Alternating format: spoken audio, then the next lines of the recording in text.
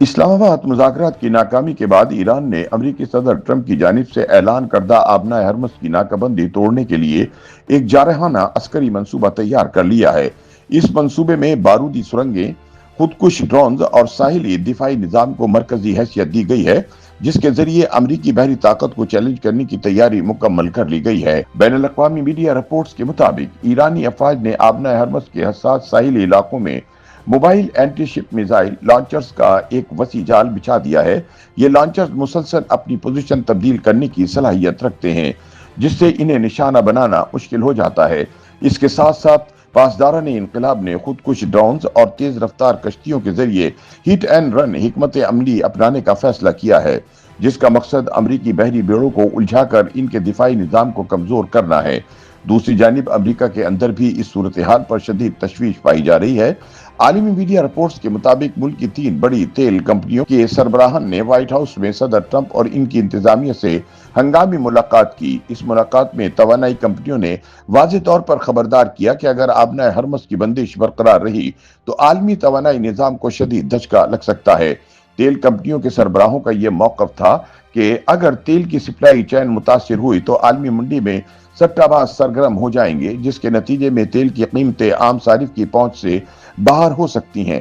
ان کا کہنا تھا کہ اگر تیل کی ترسیل کے لیے متبادل راستے فراہم نہ کیے گئے تو آئل کمپنیوں کو اپنے آپریشنز محدود کرنا پڑیں گے، جس سے ہزاروں ملازمین بے روزگار ہو سکتے ہیں۔ بین الاقوامی معاشی ماہرین بھی اس صورتحال کو انتہائی خطرناک قرار دے رہے ہیں۔ تجزیہ کاروں کے مطابق موجودہ کشیدگی کے باعث تیل کی قیمتوں میں پہلے ہی نمایاں اضافہ دیکھنے میں آیا ہے، جہاں امریکی خام تیل 8% اضافے کے ساتھ $104 فی بیرل، جبکہ برنٹ تیل $101 سے تجاوز کر چکا ہے۔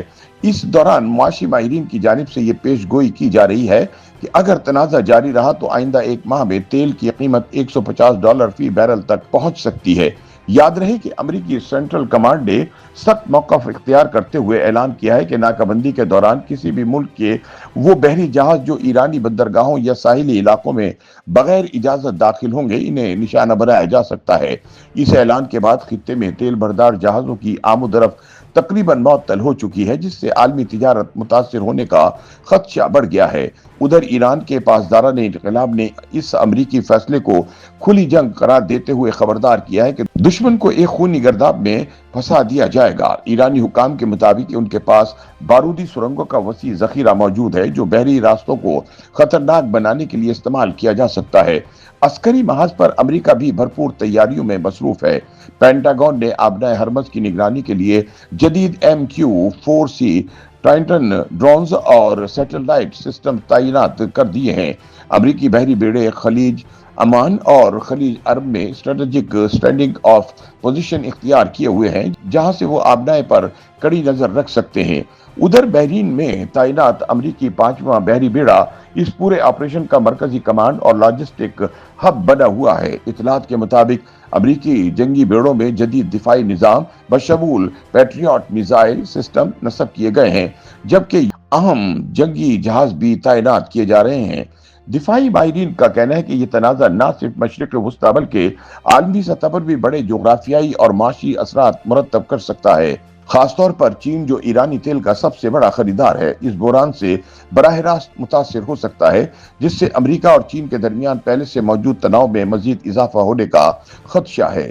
موجودہ صورتحال نے عالمی برادری کو شدید تشویش میں مبتلا کر دیا ہے اور خدشہ ظاہر کیا جا رہا ہے کہ اگر فوری سفارتی اقدامات نہ کیے گئے تو یہ تنازع ایک بڑے عسکری تصادم میں تبدیل ہو سکتا ہے۔ یوٹیوب پر گوگلی نیوز دیکھنے کے لیے youtube.com کی سرچ بار میں googly news T V type کریں۔ گوگلی نیوز کے پیج پر سرخ رنگ کے سبسکرپشن والے بٹن پر کلک کرنا نہ بھولیے۔ یوٹیوب پیج پر اپلوڈ ہونے والی ویڈیوز سے باخبر رہنے کے لیے بیل آئیکن پر کلک کیجیے۔ آپ کو ہر نئی ویڈیو کے بارے میں نوٹیفیکیشن موصول ہو جائے گا۔